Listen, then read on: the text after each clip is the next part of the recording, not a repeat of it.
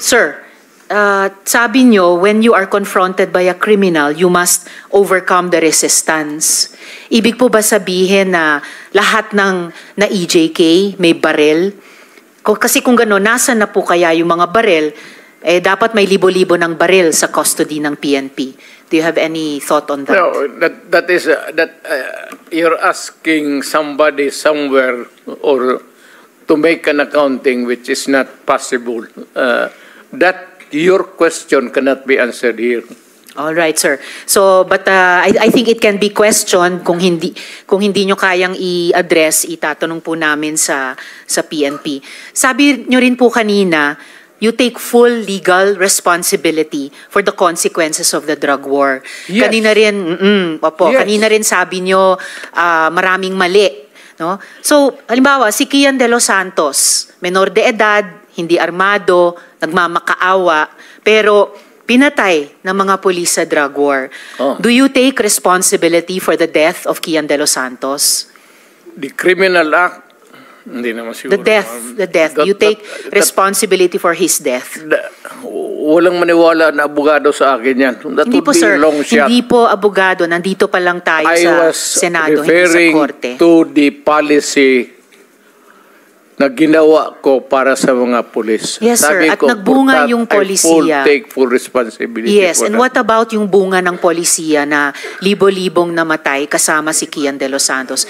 Do you also take full responsibility for that? Because in October 2020, na-quote po kayo na sinabi nyo, if there's killing there, I'm saying I'm the one. You can hold me responsible for anything, any death that has occurred in the execution of the drug war.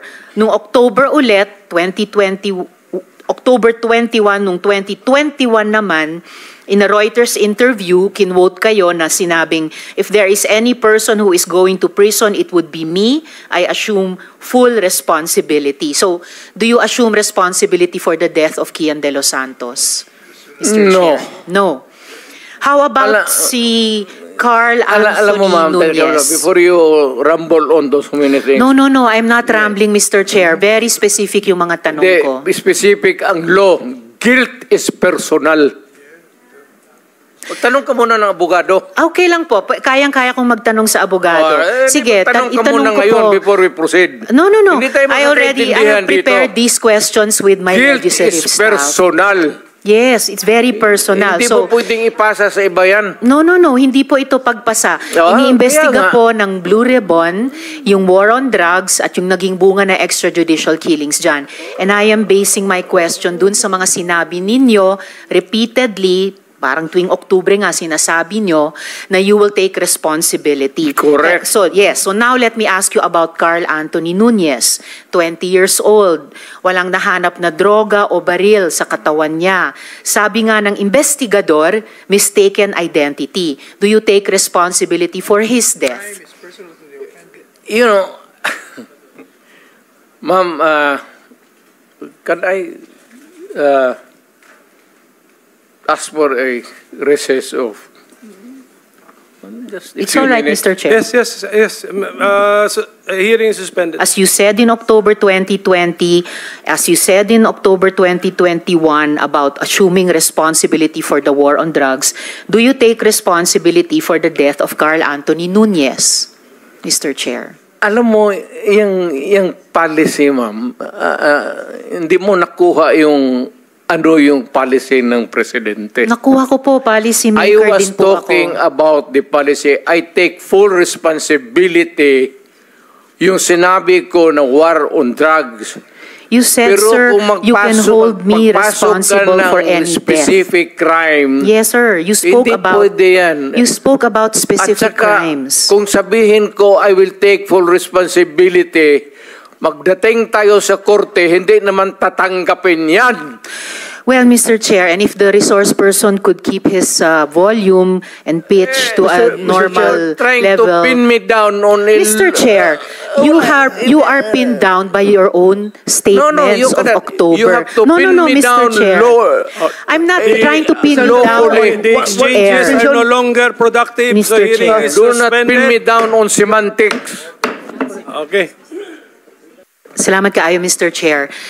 So, i-summarize ko na lang yung unang line of questioning ko. The point of my question tungkol sa assuming responsibility or not kina Kian, Carl Anthony Nunez, itatanong ko rin dapat sa Althea Barbon na 4 years old, at si Carl Arnaiz, at si Reynaldo de Guzman alias Kulot, na-confirm sa Caloocan Court na the evidence was merely planted by the police. Ang point ng unang questioning ko na yon ay kung ina-acknowledge nyo o hindi na yung policy nyo caused the death of innocents. So lastly, Mr. Chair, actually may mga 100 tanong pa sana ako sa dating presidente pero na-high blood yata sila sa akin. So 2 huling tanong na lang. Una po. Yes, Mr. Chair. Ganun lang siguro kasi excited lang ako. First time ako naka-appear ng Senate. But walang personalan yan.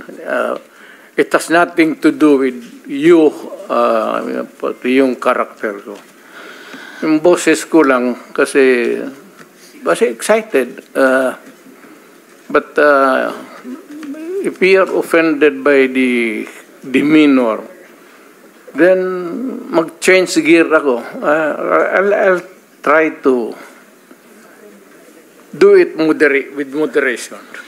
Salamat kaayo, Mr. Continue, ma'am. Chair. Continue. Salamat kaayo, Mr. Chair. At saka sandali, ma'am.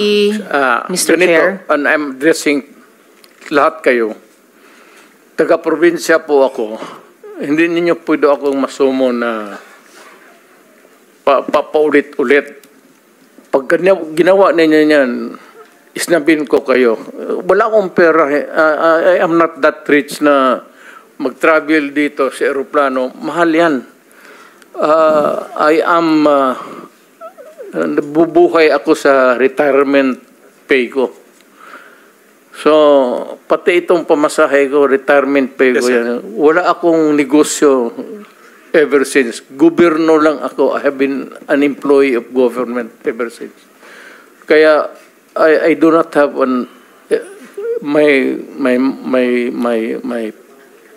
my public life is open to everybody. So, magastos masyado, ma'am. Kaya, kung maari lang, tapusin natin ito hanggang bukas. Huwag na tayong umalis dito. Thank you, Mr. President. Salamat kaayo, Yes, Mr. sir. Chair. Tapusin talaga natin ito. Tapusin natin ito dito ngayon. Huwag tayong umalis dito hanggang umaga. Umabot man tayo hanggang umaga bukas. Huwag tayong umalis dito. Tapusin natin dito. Okay, Mr. President, we are prioritizing the questions directed to you. Sige. Senator Ortiveros. Salamat kaayo, Mr. Chair. So, pangalawang tanong ko, tinawagan nyo ba si Senior Superintendent Padilla para i-congratulate siya sa pagpatay sa 3 high-value targets na Chinese nationals na inilagay sa loob ng Davao Penal Colony? Kasi sinabi nyo daw, congrats Superintendent Padilla, job well done. Pero grabe ang ginawang dinuguan. Do you confirm this, Mr. Chair? You call Padilla now because he is lying. I do not know him. And I do not have to congratulate this policemen and soldiers. Trabaho ninyo yan. Why do I have to congratulate you? Magtrabaho kayo dyan. So you do not confirm na tinawagan nyo si Senior Superintendent Padilla? I only congratulate people with itong mga police na graduate with honors kasi nagtuturo ako sa Police Academy. May congratulatory message ako. Pero mag-congratulate ako ng ano. Well, Mr. Chair, of course, absolutely hindi naman natin kailangang investigate yung graduating with honors sa academy. Pero yung EJ case sa war on drugs, kailangan talagang kaya natin iniimbestiga. Kaya ma'am, huwag tayong umalis dito sa kwartong ito hanggang matapos ang gusto ninyong kunin sa akin. Well, Mr. Chair, so yung huling tanong ko for today, for the record, bakit ano po? tinawag Mr. ninyo Chair. ako dito tapos yan lang ang huli ninyong tanong? May mga colleagues pa yata tayo, Mr. Chair, na magtatanong sa dating presidente. So, for the record, sinasabi nyo ba na ang mga drug users at drug criminals ay dinideserve nilang mamatay na lang kaysa pumunta sa jail? O para i-paraphrase ko si Patricia Evangelista, do some people need killing, Mr. Duterte? Ma'am, presidente ako. Nagagastos ako sa gobyerno. Bakit ako magbubuhay sa mga putang inang yan? Kung yung pera na ipapakain ko dyan sa preso, ibigay ko na lang doon sa mga tao dyan sa walang bigas. So mas okay walang pong trabaho. Patayin sila kaysa ipreso Wala ko sila? pakialam dyan sa kriminal, ma'am. So thank you for making that of record. Alam sa kriminal kung saan silang impernong gusto nilang pumunta. Well, Mr. Chair, for the record, You make your own history in this planet. yes, Mr. Yun Chair. ang gusto nilang mangyari. Doon sila sa impyerno at doon tayo magkita. Well, Mr. Chair, wala namang jurisdiction ng Senado sa impyerno. Dito lang sa bansa natin pwede tayong mag-investigate. Ba't doon tayo pupunta? Well, wala po akong ambisyon pumuntang impyerno pa. Pero Mr. Chair, ang punto lang nito ay nung magsisimula ang anumang police operations, drug-related police operations, supposed to be at sinabi ng mga resource persons, merong pong manual of operations, merong continuum of force sa pag-enforce implement ng police anti-drug operation. So, ang premise is, yun na nga, arrest muna at build the case. Well, Mr. Chair, as a final word, I hope and I imagine that the Department of Justice is watching dahil ang daming admissions ng dating presidente involving criminal acts. Salamat kaayo, kasaysayan na lang po maghuhusga. Salamat kaayo, Mr. Chair. Thank you, Senator Mr. Ontiveros. Chair. Yes, go ahead, Mr. President. Nagtataka ako hanggang ngayon ang Justice Department hindi pa nag-file ng kaso hanggang ngayon. Katagal lang. Matagal ako pumapatay ng tao hanggang ngayon hindi pa sila nakapile ng kaso? Mr. Chair, another addition to the list that's growing by the minute.